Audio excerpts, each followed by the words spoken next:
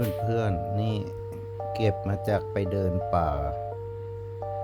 เป็นไม้อะไรไม่รู้มีรูตรงกลางเห็นไหมแถมมีกลิ่นหอมด้วยมันมาแบบนี้เลยนะผมเห็นมันวางอยู่ดูมันแปลกดีก็เลยเก็บมา